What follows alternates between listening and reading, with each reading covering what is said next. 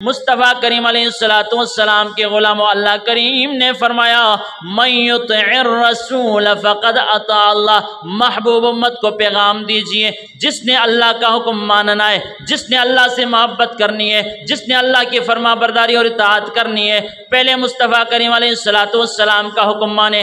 جس نے رسول اللہ کا حکم کو مان لیا ہے، رب کا قرآن کہتا ہے اس نے اللہ کے حکم کو مان لیا ہے۔ وَمَن تَوَلَّىٰ فَمَا أَرْسَلْنَاكَ عَلَيْهِمْ حَفِيظًا، اللہ فرماتا ہے حبیب جس نے آپ کے حکم سے منہ پھیر لیا ہے، اللہ فرماتا ہے حبیب آپ کے انکار کرنے والے کے لیے ہم نے آپ کو محافظ بنا کر نہیں بھیجا ہے۔ ہم نے آپ کو اس کے لیے محافظ نہیں بنایا، اس کی شفاعت کرنے والا نہیں بنایا، اس پر رحمت فرمانے والا نہیں بنایا، اس کی بخشش کروانے والا بنا کر نہیں بھیجا جو محبوب آپ کے حکم سے منہ پھیر لیتا ہے۔ یہاں ایک بات تو یہ معلوم ہوئی کہ مصطفیٰ کریم علیہ السلام محافظ ہیں امت کے۔ امت کے کیا ہیں؟ محافظ۔ بتاؤ حفاظت کون کرتا ہے؟ حفاظت کرنے والا کون ہے؟ جان کی حفاظت اللہ کرتا ہے، مال کی حفاظت اللہ کرتا ہے، عزت و آبرو کی حفاظت اللہ کرتا ہے، دنیا اور آخرت کی حفاظت اللہ کرتا ہے، ہر مخلوق کی حفاظت، سارے جہانوں کی حفاظت میرا اللہ کرتا ہے۔ لیکن اللہ خود قرآن میں کہتا ہے محبوب جو آپ کے حکم سے منہ پھیر لیتا ہے ہم نے آپ کو اس کے لیے محافظ یعنی حفاظت کرنے والا بنا کر نہیں بھیجا۔ پتہ یہ چلتا ہے اللہ بھی حفاظت کرتا ہے، حفیظ ہے۔ اور مصطفیٰ کریم علیہ السلام کو بھی اللہ فرماتا ہے محبوب ہم نے آپ کو فلاں فلاں فلاں فلاں کے لیے حفیظ بنا کر نہیں بھیجا۔ اس سے پتہ چلتا ہے کہ رب بھی حفیظ ہے، مصطفیٰ بھی حفیظ ہیں، رب بھی حفاظت فرماتا ہے اور رب مصطفیٰ کو حفاظت کرنے والا بنا رہے ہیں۔ اللہ کریم حفیظ ہے، کسی نے نہیں بنایا اس کو، وہ اپنی قوت سے، اپنی قوت ربوبیت کے ساتھ وہ محافظ ہے تمام جہانوں کا۔ اور مصطفیٰ کریم خود نہیں بنے، عرش بری کے رب نے بنایا ہے۔ قرآن نے میرا عقیدہ واضح کر دیا، قرآن نے میرا نظریہ واضح کر دیا کہ مسلمانوں جو تمہارا عقیدہ ہے کہ اللہ اور اس کے رسول کافی ہیں، اللہ بھی حفاظت فرماتا، اللہ کا رسول بھی کرم فرماتا ہے، اس بات میں شرک کی دعوت نہیں بلکہ خدا خود محافظ ہے، مصطفیٰ کو خدا نے محافظ بنایا ہے۔ اب یہ شرک اور برابری کا وہ جو شبہ تھا، وہ جو تردد تھا، وہ جو شکوک و شبہات تھے، وہ قرآن کی آیت نے ختم کر دیے کہ جب یہ مانیں گے کہ اللہ اپنی طاقت سے اس کو کسی نے محافظ نہیں بنایا، وہ خود رب ہے، وہ خود خالق ہے، وہ خود رازق ہے، اور ماں باپ کو اس نے رازق بنایا ہے، ماں باپ کو اس نے رب بنایا مجازی، اور رسول کو امت کے لیے اس نے خود حفیظ بنایا ہے، خود حفاظت کرنے والا بنایا۔ تو فرمایا محبوب ہم نے آپ کو ان لوگوں کے لیے ان کا محافظ بنا کر نہیں بھیجا کہ جو لوگ آپ کے حکم سے روگردانی کرتے ہیں، حکم عدولی کرتے ہیں، آپ کا حکم کا انکار کرتے ہیں۔ آیت کا شان نزول کیا ہے اس آیت کا؟ جس نے اللہ رسول کا حکم مانا اس نے بے شک اللہ کا حکم مانا۔ اس آیت کا شان نزول کیا ہے؟ ایک مرتبہ سرکار دو عالم صلی اللہ علیہ وسلم نے فرمایا کہ جس نے میری اطاعت من اطاعنی فقد اطاع اللہ، حضور نے فرمایا جس نے میری اطاعت کی، میرا حکم مانا، اس نے اللہ کا حکم مانا۔ ومن عصانی فقد عصى اللہ، فرمایا کہ جس نے میری نافرمانی کی اس نے اللہ کی نافرمانی کی۔ یہ بات سرکار نے کہی تو چند اس زمانے کے منافقین اکٹھے ہوئے، دشمنان مصطفیٰ اکٹھے ہوئے، انہوں نے کہا کہ اب محمد ہمیں اپنا رب ماننے کے لیے دعوت دے رہا ہے، یعنی اب ہم محمد کو رب مانیں، معاذ اللہ، ہم تو رب نہیں مان سکتے اس کو، یہ اپنا آپ کو رب منوا رہا ہے، عبداللہ کے بیٹے محمد رسول اللہ صلی اللہ علیہ وسلم، مسلمانوں کا پیغمبر، ہم معاذ اللہ ان کو رب مانیں، جس طرح کہ عیسائیوں نے عیسیٰ علیہ السلام کو اللہ کا بیٹا مانا، مریم کو اللہ کی بیوی مانا، تین خدا مانے، عزیر علیہ السلام کو یہودیوں نے رب کا بیٹا کہا۔ تو کیا ہم اس طرح اللہ کریم کے ساتھ محمد کو شریک ٹھہرائیں اور محمد کو رب بنائیں؟ جو کہ محمد رسول اللہ کہتے ہیں کہ جس نے میرا حکم مانا اس نے تب اللہ کا حکم مانا۔ یہ بات محمد کی غلط ہے۔ سرکار دو عالم صلی اللہ علیہ وسلم نے کہ اس بات پر दुश्मनों ने एतराज़ किया। अब हुआ क्या, रब करीम ने जिब्रील को हुक्म दिया, फरमाया जिब्रील मक्का मदीना की सरजमीन पर मेरे महबूब के कौल को जुटलाने की उम्मत कोशिश कर रही है। जिब्रील या रब जलील क्या हुक्म है, फरमाया जाओ मेरे महबूब को सलाम कहो और फिर ये आयत तिलावत करके आओ। अल्लाह का हुक्म है, मन युतिइर रसूल फ़क़द अता अल्लाह। महबूब जो आज आप जमीन पर बैठकर जो कहते हैं उम्मत को कि जिसने मेरा हुक्म माना उसने अल्लाह का हुक्म माना, महबूब इस बात में, इस जुमले में आपके कौल में तरद्दुद नहीं है, बल्कि तेरे इस कहने की तायीद खुद तेरे रब करीम ने भी फरमाई है। फरमाया कि महबूब जिसने, ये हकीकत है, अटल है कि जिसने रसूल का हुक्म माना उसने अल्लाह का हुक्म माना। ये सबसे पहला फ़ायदा रसूलुल्लाह सल्लल्लाहु अलैहि वसल्लम के हुक्म को मानने का क्या है। जो बंदा अल्लाह के हबीब का हुक्म मानेगा, उसकी इताअत करेगा, फरमाबरदारी करेगा, मरेगा जन्नत में जाएगा, अल्लाह अपने नबियों, रसूलों, शुहदा, सिद्दीकीन, सालिहीन की संगत अता फरमा देगा। भाई गौर तलब बात है कि एक बंदा मर के दुनिया से चला जाता है, उसे मोमिन होने के नाते जन्नत मिल जाती है। बहुत बड़े एजाज की और खुशनसीबी की बात है कि जिसको जन्नत मिल जाए। लेकिन आका अलैहिस्सलातु वस्सलाम के गुलामों, उससे खुशनसीब कौन होगा?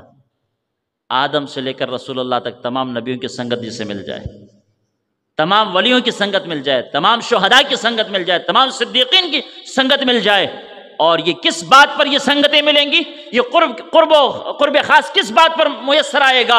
ये एक ही बात पर आएगा कि जो दुनिया में रहकर मुस्तफ़ा का हुक्म मानेगा, हुजूर की इताअत और मोहब्बत में जिंदगी बसर करेगा, मरेगा जन्नत में जाएगा तो रब नबियों के साथ उठाएगा, जनाब वाला सिद्दीकीन के साथ उठाएगा, रसूलों के साथ उठाएगा, शुहदा के साथ उठाएगा, सालिहीन के साथ संगति अता फरमाएगा। और ये बात मौलवी सैफ रहमान नूरे मदीना मस्जिद के मेंबर पे बैठकर अपनी तरफ से नहीं कर रहा, बल्कि सुनिए, रब का कुरान पढ़ता हूँ।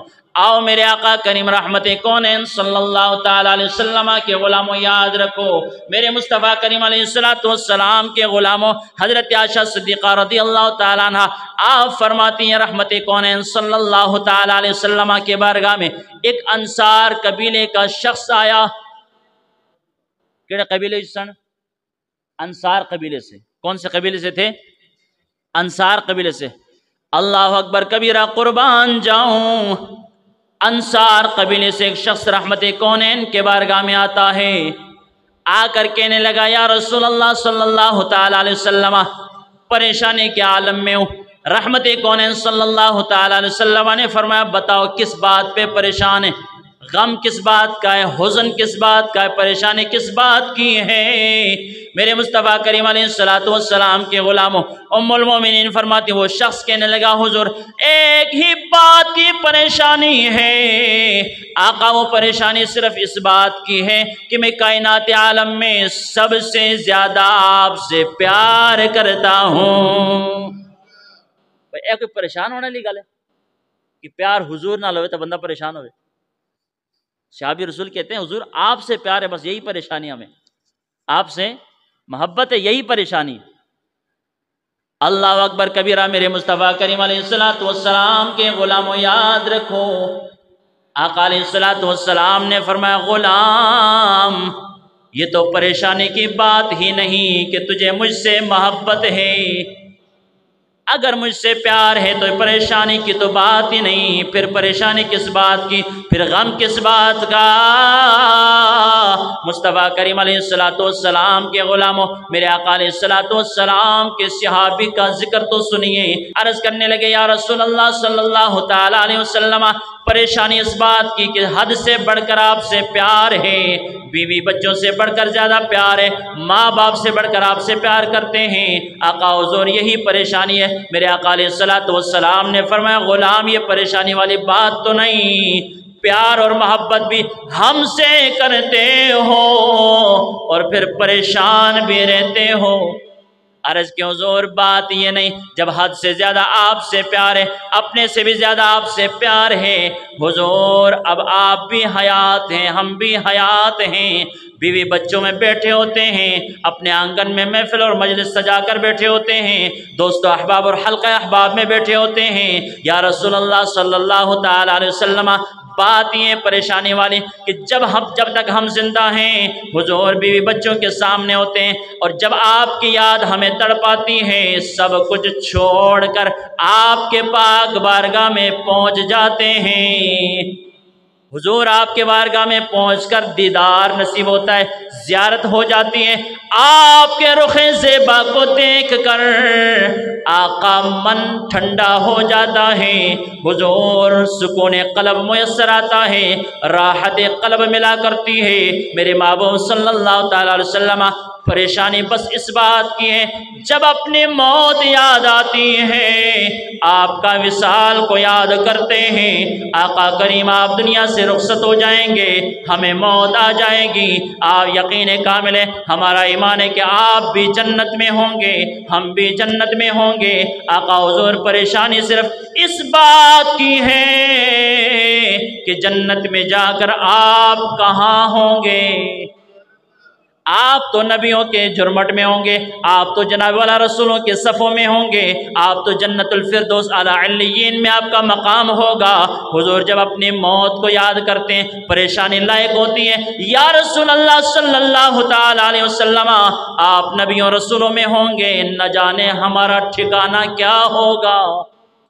परेशानी आका इस बात की है, यहाँ जब भी आपकी याद सताती है बीवी बच्चों को छोड़कर, कुंबा खानदान को छोड़कर, दुनियादारी सब को छोड़कर, सियासत मईशत समाजत सब कुछ छोड़कर हुजूर आपके बारगाह में हाजिर हो जाते हैं। दीदार वद्दुहा, चेहरा वद्दुहा का दीदार कर लेते हैं, सारी परेशानियां हुजूर दूर हो जाती हैं। लेकिन हुजूर जब जन्नत में होंगे आप तो आला अल्लियीन में, न जाने हमारा ठिकाना कहाँ होगा। परेशानी इस बात की है कि जन्नत में जाकर आका करीम आपके रुखे ज़ेबा के दीदार से महरूम हो जाएंगे।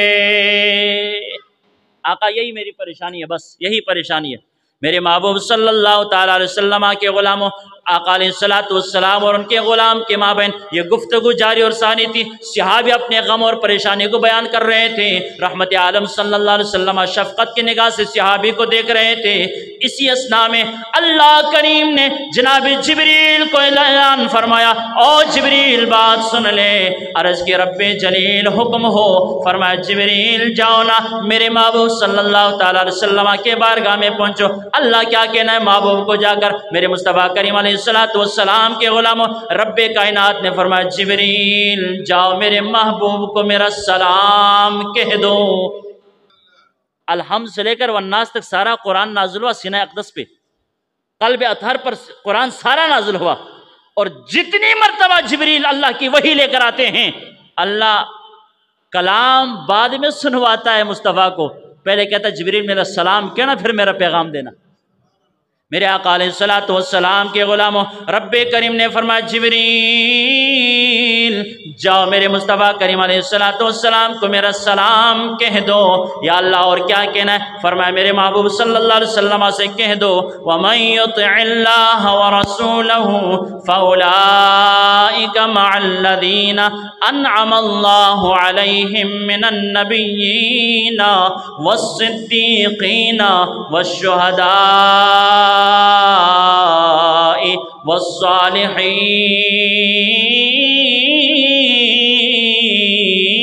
वस्सालिहीन। रब्बुल आलमीन ने फरमाया जिब्रील जाओ महबूब के बारगाह में जाकर सलाम को, फिर मेरा पैगाम सुनाओ। महबूब आपके बारगाह में आए हुए परेशान सहाबी हैं, अपनी परेशानी बयान करते हैं। महबूब आपने अपने ग़ुलाम का दुखड़ा सुन लिया है, अब मेरा पैगाम खुद भी सुन, इन्हें भी सुना दे। क़यामत तक जो उम्मती अल्लाह का हुक्म माने, अल्लाह के रसूल का हुक्म मानकर ज़िंदगी बसर करेगा, अल्लाह के फौलाइका मअल्लज़ीना अनअमल्लाहु अलैहिम मिनन नबिय्यीना वस्सिद्दीक़ीना वश्शुहदाए वस्सालिहीन। दोस्ताने गिरामी क़दर उस सहाबी रसूल को यही परेशानी थी कि जन्नत में जाकर हुजूर के दीदार से मारूम हो जाएंगे। रब का कुरान कहता है जाओ महबूब का इत्तिबा करके, हुजूर का हुक्म मान कर जिंदगी बसर करके दुनिया से मुसलमान जाना तेरा काम है, तुम्हें मार के जन्नत में भेजूंगा। फौलाइका मअल्लज़ीना अनअमल्लाहु अलैहिम, अपने इनाम याफ्ता लोगों की संगत तुम्हें अता फरमा दूंगा। وہ انعام یافتہ لوگ کون ہیں؟ نبی ہیں، صدیقین ہیں، شہداء ہیں، صالحین ہیں۔ گویا کہ عرش بری تو پیغام آیا، محبوب کے غلاموں پریشان نہ ہو اس بات سے کہ جنت میں دیدار مصطفیٰ نہیں ہوگا، حضور کا قرب نہیں ملے گا، بلکہ فرمایا محبوب کی اطاعت میں زندگی دنیا میں تم بسر کر لو، وہاں جنت میں محبوب کا ساتھ عطا کرنا میں رب کریم تم سے وعدہ فرما لیتا ہوں۔ یہاں ایک اور طلب بات ہے، توجہ کیجئے گا۔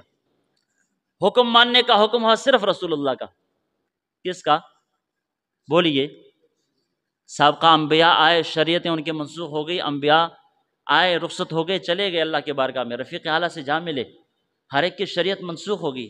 ہمارے پاس شریعت محمدی ہے، ہمارے پاس ہمیں حکم ماننا ہے رسول اللہ کا۔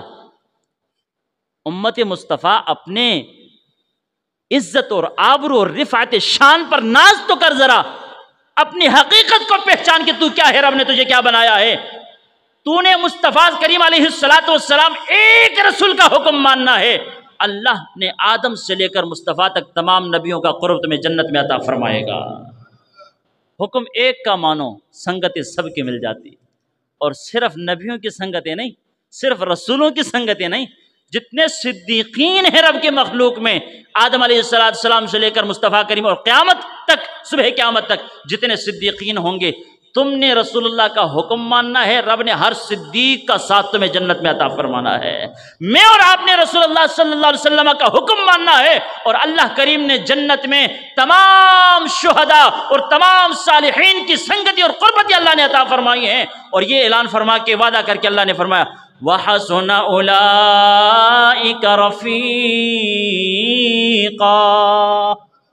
اللہ فرماتا ہے کتنی سونی سنگت ہے، کتنی سونی سنگت ہے۔ دوستان گرامی قدر، صحابی رسول جو اپنا غم اور پریشانی لے کر آئے تھے، اللہ کریم نے قرآن نازل کر کے ان کی پریشانی کو دور کر دیا اور حوصلہ افزائی فرمائی۔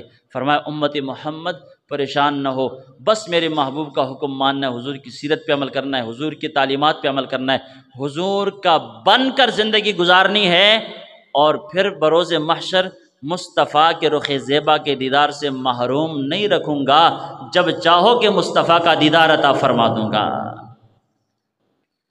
اسی طرح دوسرا فائدہ اطاعت رسول کا وہ یہ ہے کہ جب رسول اللہ صلی اللہ علیہ وسلم کی اطاعت کی جائے اور ان کا حکم مانا جائے تو انسان کو گناہوں کی بخشش ملتی ہے اور رب کا محبوب بندہ بنتا ہے۔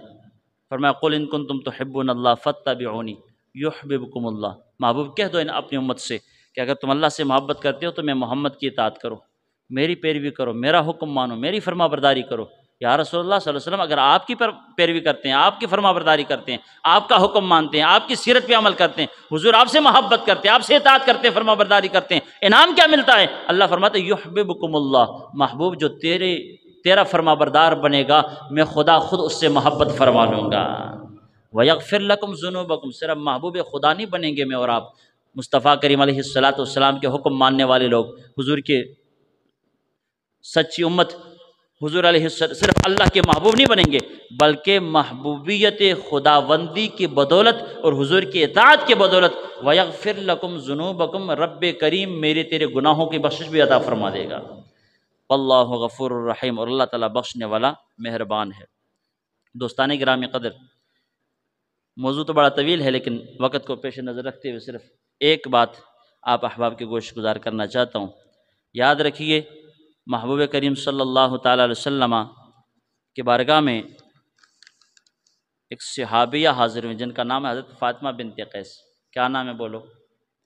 فاطمہ بنت قیس۔